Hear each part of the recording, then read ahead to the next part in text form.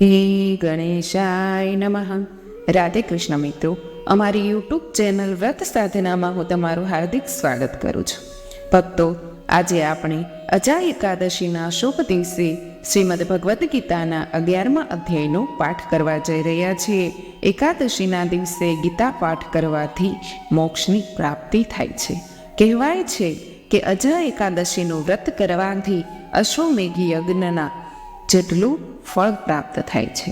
જો મિત્રો તમને મારા વિડીયો પસંદ આવતા હોય તો પ્લીઝ મારી ચેનલને લાઇક, શેર, કમેન્ટ અને સબસ્ક્રાઈબ જરૂરથી કરજો, એટલે મારા નવા વિડીયોની માહિતી આપને મળતી રહે. ધન્યવાદ. અર્જુને કહ્યું કે મારા પરના અનુગ્રહ વશાત આપે પ્રગટ કરેલા પરમ ગુહ્ય આધ્યાત્મિક જ્ઞાનનું શ્રવણ કરીને મારો મોહ હવે દૂર થઈ ગયો છે. હે કમળનયન, મેં આપની પાસેથી સર્વજીવંત પ્રાણીઓની ઉત્પત્તિ તથા લય અંગે વિસ્તૃત વર્ણનનું શ્રવણ કર્યું છે તથા આપના અક્ષય ભવ્ય મહિમાને પણ જાણ્યો છે. હે પરમેશ્વર, આપ વાસ્તવમાં એ જ છો જેનું આપે મારી સમક્ષ વર્ણન કર્યું છે. હે પુરુષોત્તમ, હવે હું આપના દિવ્ય વિશ્વરૂપના સ્વરૂપનું દર્શન કરવા ઈચ્છું છું. હે યોગિક શક્તિઓના પરમેશ્વર, જો આપ માનતા હો કે હું દર્શન માટે સમર્થ છું તો તે અવિનાશી વિશ્વરૂપને મારી સમક્ષ પ્રગટ કરવાની કૃપા કરો. પૂર્ણ પુરુષોત્તમ ભગવાન બોલ્યા કે હે પાર્થ, અનેક વિધ આકારો, કદ તથા વર્ણો યુક્ત મારા સેકંડો અને સહસ્ત્રો અદ્ભુત સ્વરૂપો તું જો. હે ભારતવંશીઓમાં શ્રેષ્ઠ, મારામાં અદિતિના 12 પુત્રો, 8 વસુઓ, 11 રુદ્રો, 2 અશ્વિની કુમારો તેમજ 39 મરુતો પણ પૂર્વે અપ્રગટ આશ્ચર્યોને જો. હે અર્જુન, એક સ્થાન પર એકત્રિત સર્વ ચર તથા અચર સહિત સમગ્ર બ્રહ્માંડને તો મારા વિશ્વરૂપમાં જુઓ. તેનાથી અતિરિક્ત કંઈ પણ તો જોવાય છે તે સર્વ મારા વિશ્વરૂપમાં જો. પરંતુ તું તારા ચર્મચક્ષુથી મારા વિશ્વરૂપનું દર્શન કરી શકીશ નહીં, તેથી હું તને દિવ્ય દ્રષ્ટિ પ્રદાન કરું છું.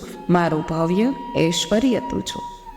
સંજયે કહ્યું કે હે રાજા, આમ બોલીને યોગના પરમેશ્વર શ્રી કૃષ્ણ તેમના દિવ્ય અને ઐશ્વર્યયુક્ત વિશ્વરૂપના અર્જુનને દર્શન કરાવ્યા. તે વિશ્વરૂપમાં અર્જુને અનંત મુખો તથા નેત્રોના દર્શન કર્યા, જે અનેક દિવ્ય આભૂષણોથી અલંકૃત હતા તથા જે રૂપ અનેક દિવ્ય શસ્ત્રોથી સજ્જ હતું. તેઓએ તેમના શરીર પર અનેક દિવ્ય હારમાળાઓ તથા વસ્ત્રો ધારણ કર્યા હતા, અને તેઓ અનેક મધુર સુગંધિત દિવ્ય વિલેપનોથી વિલેપિત હતા. તેમણે સ્વયંને અદ્ભુત અને અનંત ભગવાનના સ્વરૂપે પ્રગટ કર્યા, જેમના મુખો સર્વ દિશાઓમાં વ્યાપક હતા.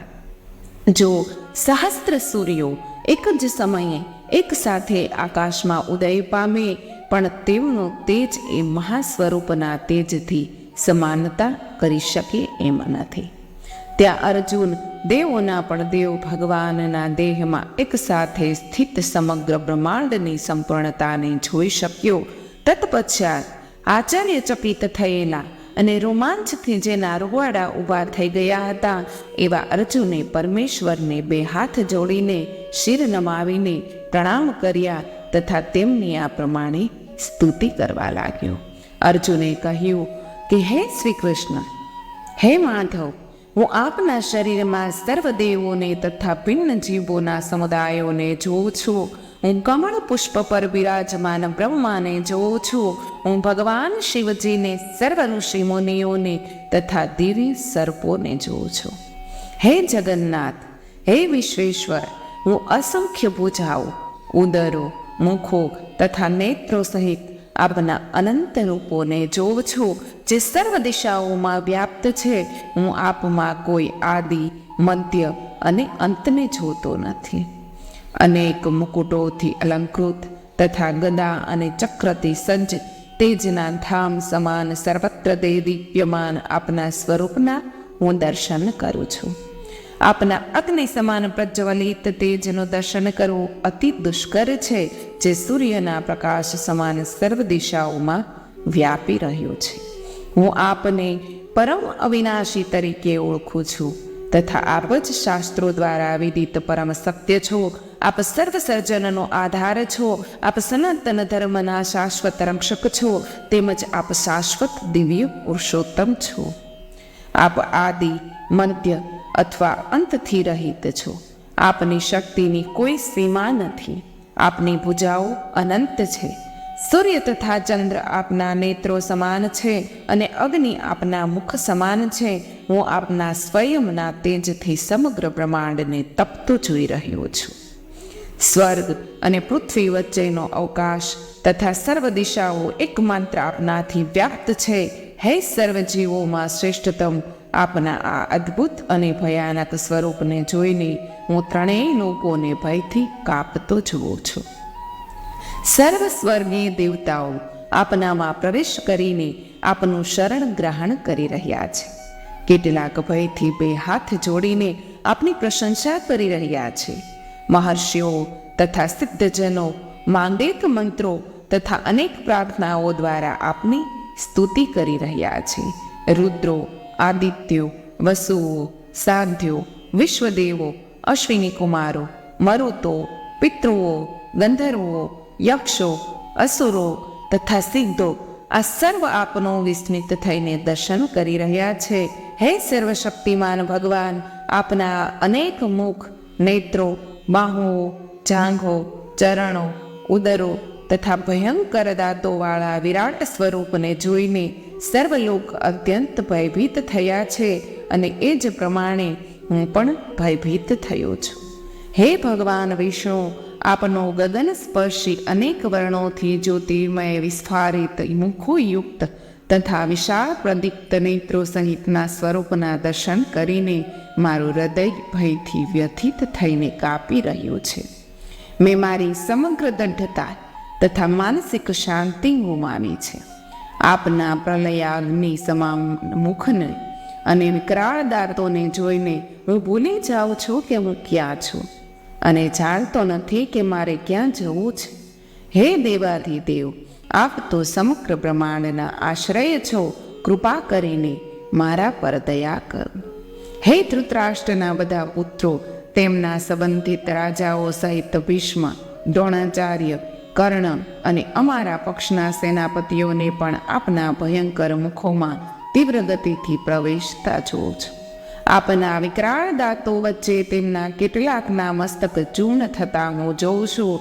જે પ્રમાણે નદીના અનેક પ્રવાહિત તરંગો તીવ્ર ગતિ સાથે સમુદ્રમાં પ્રવેશ કરે છે, તેવી રીતે આ મહાન યોદ્ધાઓ આપના પ્રજ્વલિત મુખોમાં પ્રવેશી રહ્યા છે.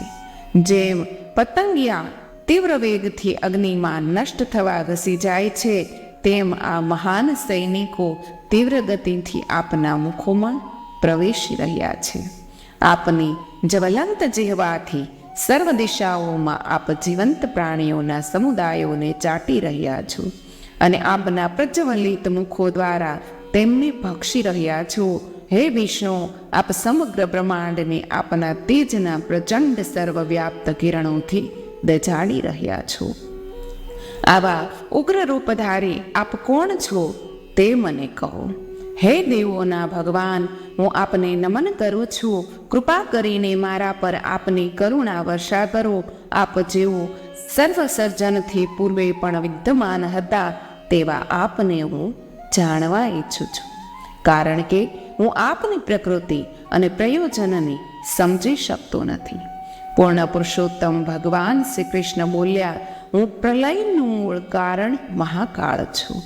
જે સર્વ વિશ્વોનો નાશ કરવામાં આવે છે, તારા સહયોગ વિના પણ વિપક્ષ સૈન્યના સજ્જ યોદ્ધાઓનું મૃત્યુ થશે. તેથી ઉઠ અને કીર્તિ પ્રાપ્ત કર. તારા શત્રુઓ પર વિજય પ્રાપ્ત કર અને સમૃદ્ધ શાસનનો આનંદ લે. હે સવ્ય ચાચી, આ યોદ્ધાઓ પહેલાથી જ મારા દ્વારા હણાયેલા ઊભા છે અને તો મારા કાર્યનું નિમિત્ત માત્ર છે. દ્રોણાચાર્ય, ભીષ્મ, જયદ્રથ, કર્ણ અને અન્ય બહાદુર યોદ્ધાઓ પહેલાથી જ મારા દ્વારા હણાયેલા છે. તેથી વિચલિત થયા વિના તેમનો વધ કર. કેવળ યુદ્ધ કર અને તું રણભૂમિમાં તારા શત્રુઓ પર વિજય પ્રાપ્ત કર. સંજયે કહ્યું કે કેશવના આ વચનો સાંભળીને અર્જુન ભયથી ધ્રુજવા લાગ્યો. બંને હાથ જોડીને શ્રી કૃષ્ણને નતમસ્તક થઈને ભયયુક્ત ભાવનાઓથી ગદગદ કંઠે આ પ્રમાણે કહેવા લાગ્યો.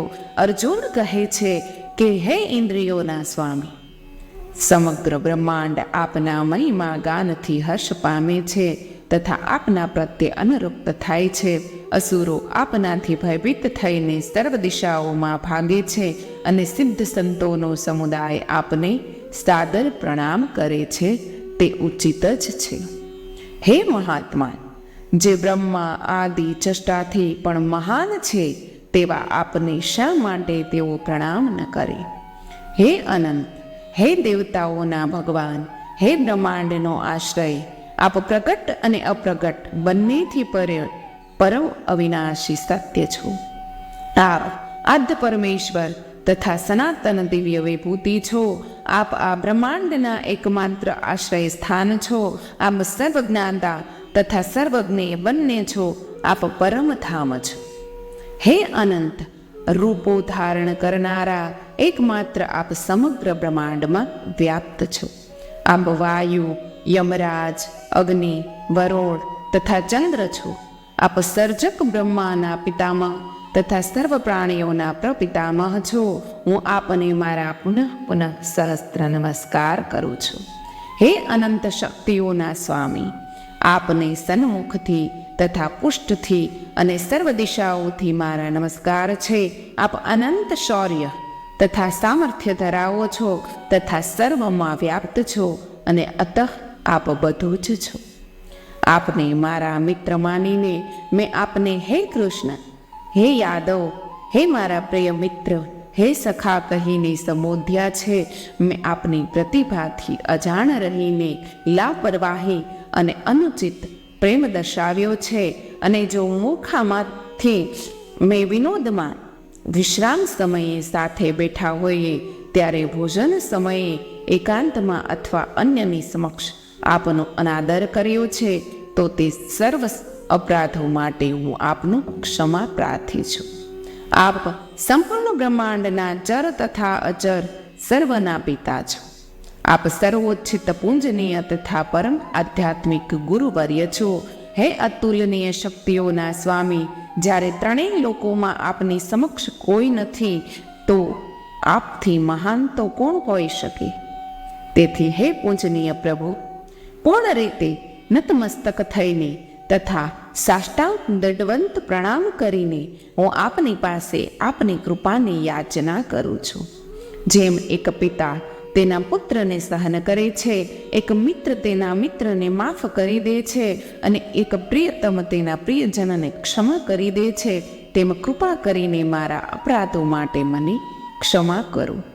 મેં પહેલાં કદાપી ન જોયેલા આપના વિશ્વરૂપના દર્શન કરીને હું અતિ આનંદ અનુભવું છું, અને છતાં મારું મન ભયથી વિચલિત છે. હે દેવોના સ્વામી, હે બ્રહ્માંડોનું ધામ, કૃપા કરીને મારા પર દયા કરો અને પુનઃ મને આપનું પ્રસન્ન સ્વરૂપ દર્શાવો.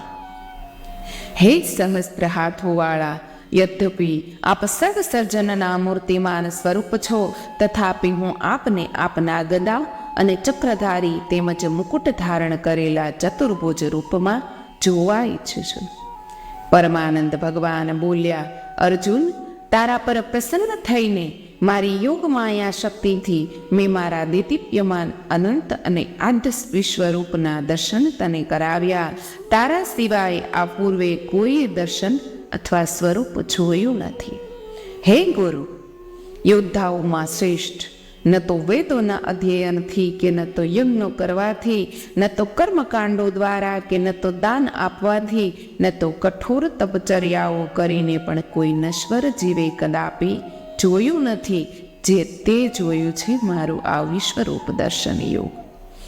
તું મારા આ ભયંકર રૂપને જોઈને ન તો ભયભીત થા કે ન તો વિચલિત થા, ભયથી મુક્ત થતા અને પ્રસન્ન ચિત્તે પુનઃ મને મારા સાકાર સ્વરૂપમાં જો. સંજયે કહ્યું, કે આ પ્રમાણે બોલીને વાસુદેવના કરુણાનિધાન પુત્રે પુનઃ તેમનો અંગત ચતુર્ભુજ સ્વરૂપ દર્શાવ્યું. પશ્ચાત તેમણે ભયભીત થયેલા અર્જુનને આશ્વાસિત કરવા પુનઃ તેમનું સૌમ્ય એટલે કે દ્વિભુજ 2 હાથવાળું સ્વરૂપ ધારણ કર્યું.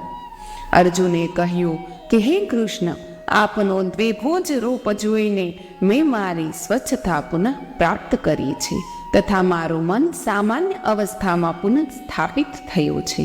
પૂર્ણ પુરુષોત્તમ ભગવાન શ્રી કૃષ્ણ બોલ્યા, તું અત્યારે મારા જે રૂપને જોઈ રહ્યો છે તેના દર્શન અતિ દુર્લભ છે. સ્વર્ગના દેવતાઓ પણ તેના દર્શન કરવા માટે આતુર હોય છે. મારું જે રૂપ તે જોયું છે તે ન તો વેદોના અધ્યયનથી કે ન તો તપદાન કે હોમ હવનથી પણ જોઈ શકાય. હે અર્જુન, જે રૂપમાં હું તારી સમક્ષ ઉપસ્થિત છું તે રૂપમાં મને કેવળ અનન્ય ભક્તિ દ્વારા જ જાણી શકાય છે. આ પ્રમાણે મારી દિવ્ય દ્રષ્ટિ પ્રાપ્ત કરીને હે પરમ તવ, કોઈ મનુષ્ય મારા વાસ્તવિક સ્વરૂપમાં પ્રવેશ પામી શકે છે.